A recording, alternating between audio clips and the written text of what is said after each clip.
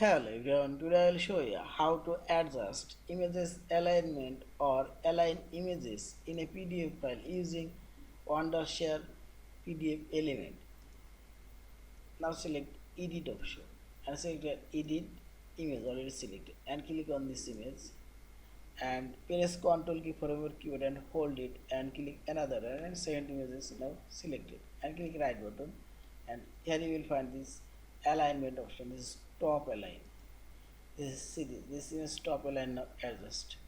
Also I'll adjust this image and this is bottom align and click use properties dialog box. Here you will find alignment. This is bottom align and see this, and also I will align this image and this image here.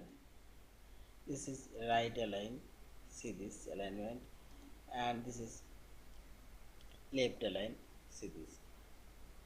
Also I will align these two images, right align, see this. Align these images, these two images now center vertically, see this. Also I'll align these two images center horizontally, see this, and move here. Also I will center this image on this page. Click right button and select alignment and center both and see this. Only on image. Yeah, this is.